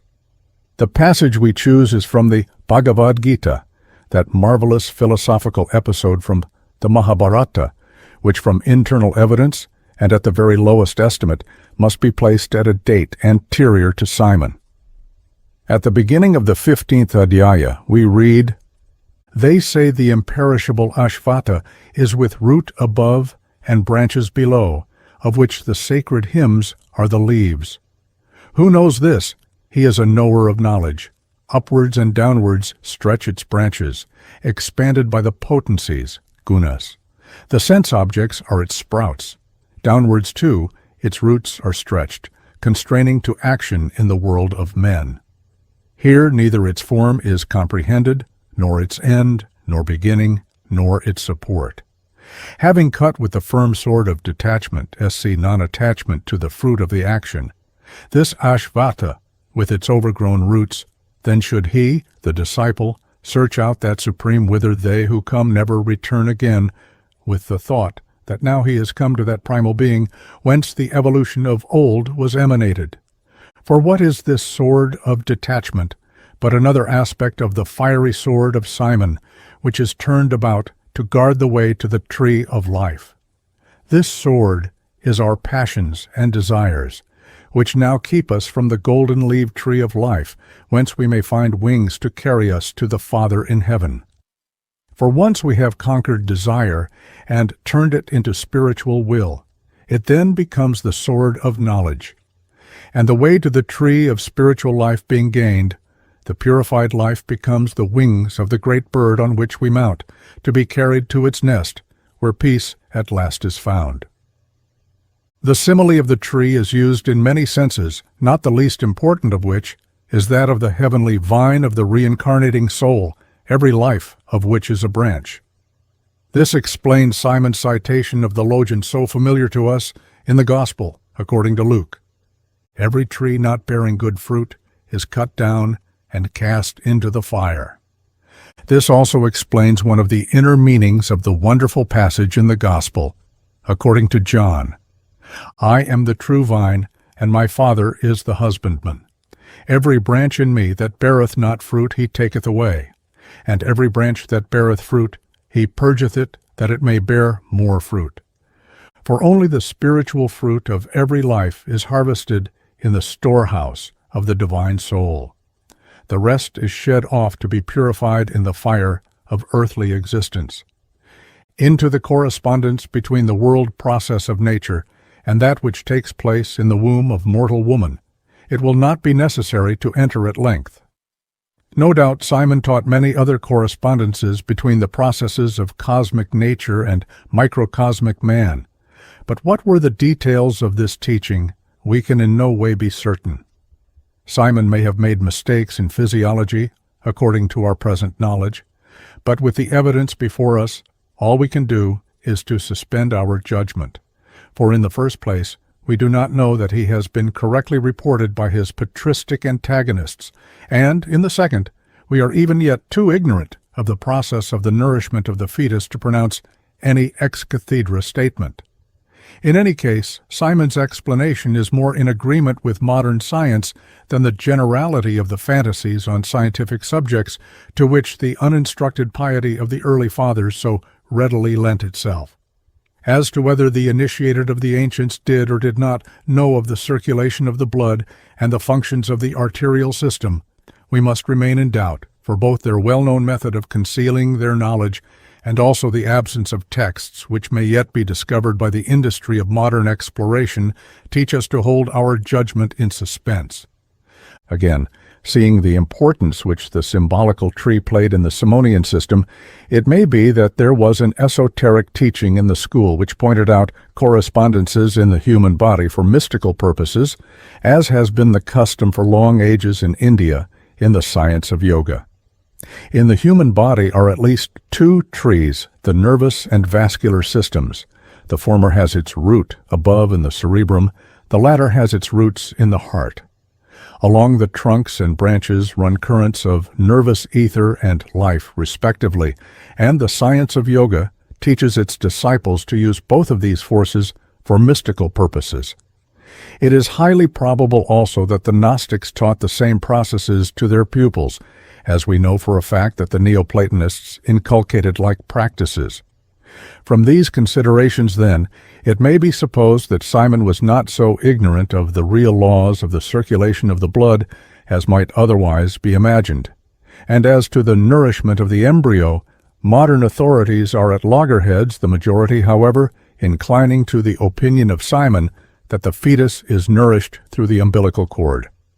The last point of importance to detain us before passing on to a notice on the magical practices ascribed to Simon is the allegorical use made by the Simonians of Scripture.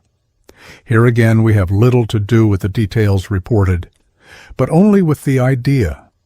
It was a common belief of the sages of antiquity that the mythological part of the sacred writings of the nations were to be understood in an allegorical fashion. Not to speak of India, we have the Neoplatonic school with its analogetical methods of interpretation, and the mention of a work of Porphyry in which an allegorical interpretation of the Iliad was attempted. Allegorical shows of a similar nature also were enacted in the lesser mysteries and explained in the greater, as Julian tells us in the Mother of the Gods, and Plutarch on the cessation of oracles. Much evidence could be adduced that this was a widespread idea held by the learned of antiquity, but space does not here allow a full treatment of the subject. What is important to note is that Simon claimed this as a method of his school, and therefore, in dealing with his system, we cannot leave out so important a factor and persist in taking allegorical and symbolical expressions as literal teachings. We may say that the method is misleading and has led to much superstition among the ignorant, but we have no right to criticize the literal and historical meaning of an allegory, and then fancy that we have criticized the doctrine it enshrines. This has been the error of all rationalistic critics of the world Bibles. They have willfully set on one side the whole method of ancient religious teaching and taken as literal history and narrative what was essentially allegorical and symbolical. Perhaps the reason for this may be in the fact that wherever religion decays and ignorance spreads herself, there the symbolical and allegorical is materialized into the historical and literal. The spirit is forgotten, the letter is deified. Hence the reaction of the rationalistic critic against the materialism and literalism of sacred verities. Nevertheless, such criticism does not go deep enough to affect the real truths of religion and the convictions of the human soul, any more than an aesthetic criticism on the shape of the Roman letters and Arabic figures can affect the truth of an algebraical formula. Rationalistic criticism may stir people from literalism and dogmatic crystallization. In fact, it has done much in this way, but it does not reach the hidden doctrines. Now, Simon contended that many of the narrations of Scripture were allegorical and opposed those who held to the dead-letter interpretation. To the student of comparative religion, it is difficult to see what is so highly blameworthy in this. On the contrary, this view is so worthy of praise that it deserves to be widely adopted today at the latter end of the 19th century. To understand antiquity, we must follow the methods of the wise among the ancients, and the method of allegory and parable was the manner of teaching of the great masters of the past. But supposing we grant this and admit that all scriptures possess an inner meaning and lend themselves to interpretation on every plane of being and thought, who is to decide whether any particular interpretation is just or no? Already we have writers arising, giving diametrically opposite interpretations of the same mystical narrative, and though this may be an advance on bald physical literalism, it is by no means encouraging to the instructed and philosophical mind. If the deity is no respecter of persons, times, or nations, and if no age is left without witness of the divine, it would seem to be in accordance with the fitness of things that all religions in their purity are one in essence, no matter how overgrown with error they may have become through the ignorance of man. If again the root of true religion is one, and the nature of the soul and of the inner constitution of things is identical in all climes and times as far as its main features are concerned, no matter what terminology, allegory, and symbology may be employed to describe it. And not only this, but if it be true that such subjective things are as potent facts in human consciousness as any that exist, as indeed is evidenced by the unrivaled influence such things have had on human hearts and actions throughout the history of the world, then we must consider that an interpretation that fits only one system and is found entirely unsuitable to the rest is no part of universal religion, and is due rather to the ingenuity of the interpreter than to a discovery of any law of subjective nature.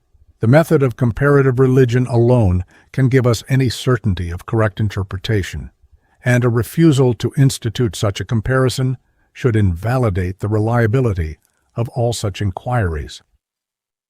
Now, Simon is reported to have endeavored to find an inner meaning in scriptural narratives and mythologies, and against this method we can have nothing to say. It is only when a man twists the interpretation to suit his own prejudices that danger arises. Simon, however, is shown to have appealed to the various sacred literatures known in his time, an eclectic and theosophical method, and one that cannot very well be longer set on one side, even in our own days. The primitive church was not so forgetful of symbology as are the majority of the Christian faith today. One of the commonest representations of primitive Christian art was that of the 4 rivers.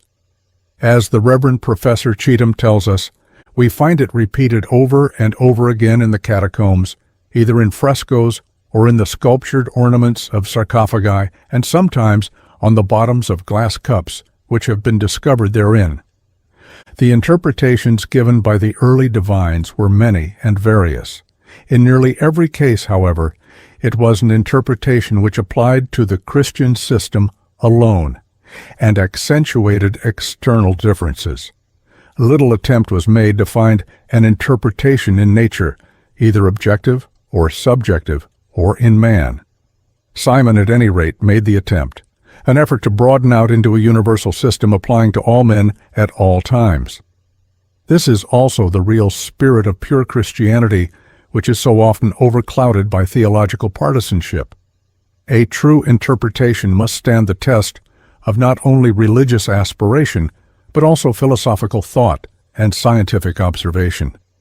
Nor again should we find cause to grieve at an attempted interpretation of the Trojan horse that was fabricated by the advice of Athena, Minerva Epinoia. For did not George Stanley Faber, in the early years of this century, labor with much learning to prove its identity with the Ark? True, he only turned similar myths into the terms of one myth and got no further, but that was an advance on his immediate predecessors. Simon, however, had centuries before gone further than Faber as far as theory is concerned by seeking an interpretation in nature. But in his turn, as far as our records go, he only attempted the interpretation of one aspect of this graphic symbol, saying that it typified ignorance. An interpretation, however, to be complete, should cover all planes of consciousness and being, from the physical human plane to the divine cosmic. The ark floating on the waters of the deluge and containing the germs of life, the mundane egg in the waters of space, and the mare with her freight of armed warriors all typify a great fact in nature which may be studied scientifically in the development of the germ cell, and ethically by analogy as the egg of ignorance, the germs in which are, from the lower aspect, our own evil passions. In speaking of such allegories and tracing the correspondences between certain symbologies and the natural facts of embryology, Simon speaks of the cave, which plays so important a part in so many religious allegories. As the child is born in a cave, so the new man is also born in a cave, and all the saviors are so recorded to have been born in their birth legends. The mysteries of antiquity were for the most part solemnized in caves or rock-cut temples. The Apopti deemed such caverns as symbols both of the physical world and Hades, or the unseen world which surrounds every child of man. Into such a cave, in the middle of the ocean, Cronus shut his children, as Porphyry tells us. It was called by the name Petra, or rock, and from such a rock Mithras is said to have been born. Faber endeavors to identify this symbolical cave with the ark, which may be permissible from one aspect, as the womb of Mother Nature and of the human mother correspond analogically. In the new birth of the mysteries, the souls were typified as bees born from the body of an ox, for they were to gather the honey of wisdom, and were born from the now dead body of their lower natures. In the cave were 2 doors, one for immortals, the other for mortals. In this connection, the cave is the psychic womb that surrounds every man, of which Nicodemus displays such ignorance in the Gospels. It is the microcosmic middle distance. By one door the lower soul enters, and uniting with its immortal consort, who descends through the door of the immortals, becomes immortal. The cavern is overshadowed by an olive tree, again the tree of life to which we have referred above, on the branches of which the doves rest, and bring back the leaves to the ark of the body and the prisoner within it. But space does not permit us to pursue further this interesting subject, which requires an entire treatise by itself, or even a series of volumes. Enough, however, has been said to show that the method of interpretation employed by Simon is not without interest and profit, and that the tolerant spirit of today, which animates the best minds and hearts in Christendom, will find no reason to mete out to Simon wholesale condemnation on this score. There are also many other points of interest that could be elaborated upon in the fragments of the system we are reviewing. But as my task is in the form of an essay and not an exhaustive work, I must be content to pass them by for the present, and to hurry on to a few words on that strange and misunderstood subject, commonly known as magic. What magic, the great art of the ancients, was in reality is now as difficult to discover as is the true religion that underlies all the great religions of the world. It was an art, a practice, the great and supreme arts of the most sacred science of God, the universe and man. It was, and it is, all this in its highest sense, and its method was what is now called creation. As the eons imitated the boundless power, and emanated or created in their turn, so could man imitate the eons and emanate or create in his turn. But creation is not generation, it is a work of the mind, in the highest sense of the word. By purification and aspiration, by prayer and fasting, man had to make his mind harmonious with the great mind of the universe, and so, by imitation, create pure vehicles whereby his consciousness could be carried in every direction of the universe. Such spiritual operations require the greatest purity and piety, real purity and true piety, without disguise or subterfuge, for man had to face himself and his God, before whom no disguise was possible. The most secret motives, the most hidden desires, were revealed by the stern self-discipline to which the adepts of the science subjected themselves. But as in all things here below, so with the art of magic, it was twofold. Above I have only spoken of the bright side of it, the path along which the world saviors have trodden, for no one can gain entrance to the path of self-sacrifice and compassion unless his heart burns with love for all that lives, and unless he treads the way of wisdom only in order that he may become that path itself for the salvation of the race. But there is the other side. Knowledge is knowledge irrespective of the use to which it may be put. The sword of knowledge is two-edged, as remarked above, and may be put to good or evil use, according to the selfishness or unselfishness of the possessor. But corruptio optimi pessima, and as the employment of wisdom for the benefit of mankind, as for instance, curing the sick, physically and morally, is the highest, so the use of any abnormal power for the advantage of self is the vilest sin that man can commit. There are strange analogies in nature, and the higher the spiritual, the lower the corresponding material process, so that we find in the history of magic, perhaps the longest history in the world, extremes ever meeting. Abuse of spiritual powers and the vilest physical processes, noxious, fantastic, and pestilential, are recorded in the pages of so-called magical literature, but such foul deeds are no more real magic than are the horrors of religious fanaticism, the outcome of true Mohammedanism or Christianity. This is the abuse, the superstition, the degeneration of all that is good and true, rendered all the more vile because it pertains to denser planes of matter than even the physical. It is a strange thing that the highest should pair with the lowest where man is concerned, but it ever remains true that the higher we climb, the lower we may fall.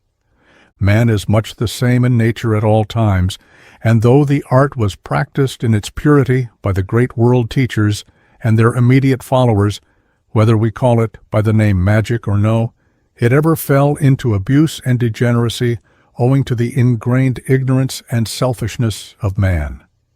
Thus the deity and gods or demons of one nation became the devil and demons of another.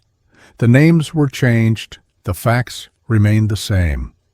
For if we are to reject all such things as superstition, hallucination, and whatnot, the good must go with the bad. But facts, whether good or bad, are still facts, and man is still man, no matter how he changes the fashion of his belief. The followers of the world teachers cannot hold to the so-called miracles of their respective masters, and reject all others as false, in fact, no matter from what source they may believe they emanate. In nature there can be nothing supernatural, and as man stands midway between the divine and infernal, if we accept the energizing of the one side of his nature, we must also accept that of the other. Both are founded on nature and science. Both are under law and order. The great master of Christendom is reported to have told his disciples that if they had but faith, they should do greater works than even he had done. Either this was false, or else the followers have been false to their teacher. There is no escape from the dilemma, and such works are to be wrought by divine magic alone, or if the term be disliked, by whatever name the great science of the soul and divine things may be called. For the last 200 years or so, it has been the fashion to deride all such matters, perhaps owing to a reaction against over-credulity on the part of those who held to the letter of the law and forgot its spirit. But today it is no longer possible to entirely set aside this all-important part of man's nature, and it now calls for as strict a scientific treatment as the facts of the physical universe have been subjected to. Hypnotism, mesmerism, spiritualism, and psychical research are the cloud no bigger than a man's hand that is forcing the facts of magic again on the attention of both the theological and scientific world. Hypnotism and psychical research are already becoming respectable and attracting the attention of the generality of men of science and of our clergy. Spiritualism and mesmerism are still tabooed, but wait their turn for popular recognition, having already been recognized by pioneers distinguished in science and other professions. Of course, I speak only of the facts of these arts. I do not speak of the theories put forward. All these processes are in the very outermost court of the temple of true magic, even if they are not outside the precinct. But they are sufficient for our purpose, and should make the serious thinker and unprejudiced inquirer pause before pronouncing the words superstition and hallucination in too confident a tone, for he now must see the necessity of having a clear idea of what he means by the terms. It is not uncommon of late to hear the superficially instructed setting down everything to suggestion, a word they have picked up from modern hypnotic research, or telepathy, a name invented by psychical research, the ideas being as old as the world, forgetting that their mind remains in precisely the same attitude with regard to such matters as it was in previously, when they utterly denied the possibility of suggestion and telepathy. But to the earnest and patient student, hypnotism and the rest are but the public reappearance of what has always existed in spite of the denial of 200 years or so, and instead of covering the whole ground is but the forward spray from the returning wave of psychism which will sweep the nations off their feet and moral balance, if they will not turn to the experience of the past and gain strength to withstand the inrush. The higher forms of all these things in the Western world should have now been in the hands of the ministers of the Church, in which case we should not have had the reappearance of such powers in the hands of vulgar stage exhibitions and mercenary public mediumship. But so it is, and in vain is it any longer to raise the cry of fraud and hallucination on the one hand and of the devil on the other. This is a mere shirking of responsibility, and nothing but a reasonable investigation and an insistence on the highest ideals of life will help humanity. I do not intend to enter into any review of the wonders attributed to Simon, neither to deny them as hallucinations, nor attribute them to the devil, nor explain them away by suggestion. As a matter of fact, we do not even know whether Simon did or pretended to do any of the precise things mentioned. All we are competent to decide is the general question, vis-a-vis, that any use of abnormal power is pernicious if done for a personal motive, and will assuredly sooner or later react on the doer. Here and there in the patristic accounts we light on a fact worthy of consideration, as, for example, when Simon is reported to have denied that the real soul of a boy could be exorcised, and said that it was only a demon, in this case a subhuman intelligence or elemental, as the medieval Kabbalists called them. Again, the Simonians are said to have expelled any from their mysteries who worshipped the statues of Zeus or Athena as being representatives of Simon and Helen thus showing that they were symbolical figures for some purpose other than ordinary worship. And probably the sect in its purity possessed a body of teaching which threw light on many of the religious practices of the times and gave them a rational interpretation quite at variance with the fantastic diabolism which the Fathers have so loudly charged against them. The legends of magic are the same in all countries, fantastic enough to us in the 19th century, in all conscience, and most probably exaggerated out of all correct resemblance to facts by the excited imagination of the legend-tellers. But still, it is not all imagination, and after sifting out even 99% of rubbish, the residue that remains is such vast evidence to the main facts that it is fairly overwhelming and deserves the investigation of every honest student. But the study is beset with great difficulty, and if left in the hands of untrained thinkers, as are the majority of those who are interested in such matters in the present day, will only result in a new phase of credulity and superstition. And such a disastrous state of affairs will be the distinct fault of the leaders of thought in the religious, philosophical, and scientific world if they refuse the task which is naturally theirs, and if they are untrue to the responsibility of their position as the directors, guardians, and adjusters of the popular mind. Denial is useless. Mere condemnation is of small value. Explanation alone will meet the difficulty. Thus, when we are brought face to face with the recital of magical wonders as attributed to Simon in the patristic legends, it is not sufficient to sweep them on one side and ticket them with the contemptuous label of superstition. We must recognize that whether or not these things were actually done by Simon, the ancient world, both pagan and Christian, firmly believed in their reality, and that if our only attitude towards them is one of blank denial, we include in that denial the possibility of the so-called miracles of Christianity and other great religions, and therewith invalidate one of the most important factors of religious thought and history. That the present attitude of denial is owing to the absurd explanation of the phenomena given by the majority of the ancient worthies is easily admissible, but this is no reason why the denial of the possibilities of the existence of such things should be logical or scientific.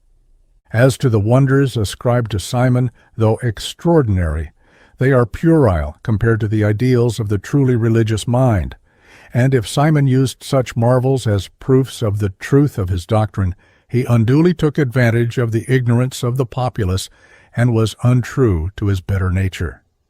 Again, setting aside all historical criticism, if Simon, as the Acts report, thought to purchase spiritual powers with money, or that those who were really in possession of such powers would ever sell them, we can understand the righteous indignation of the apostles, though we cannot understand their cursing a brother man.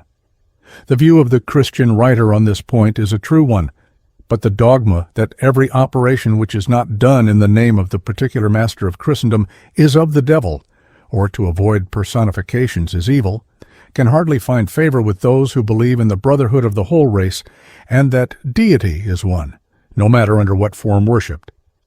Finally, to sum up the matter, we have cited our authorities and reviewed them, and then endeavored to sift out what is good from the heap, leaving the rubbish to its fate. Removed as we are by so many centuries from the fierce strife of religious controversy which so deeply marked the rise of Christianity, we can view the matter with impartiality and seek to redress the errors that are patent both on the side of orthodoxy and of heterodoxy. It is true we cannot be free of the past, but it is also true that to identify ourselves with the hates and strifes of the ancients is merely to retrogress from the path of progress. On the contrary, our duty should be to identify ourselves with all that is good and beautiful and true in the past, and so, gleaning it together, bind it into a sheaf of corn that, when ground in the mills of common sense and practical experience, may feed the millions of every denomination who, for the most part, are starving on the unsatisfying husks of crude dogmatism. There is no need for a new revelation, in whatever sense the word is understood, but there is every need for an explanation of the old revelations and the undeniable facts of human experience. If the Augean stables of the materialism that is so prevalent in the religion, philosophy, and science of today are to be cleansed, the spiritual sources of the world religions can alone be effectual for their cleansing, but these are at present hidden by the rocks and overgrowth of dogma and ignorance.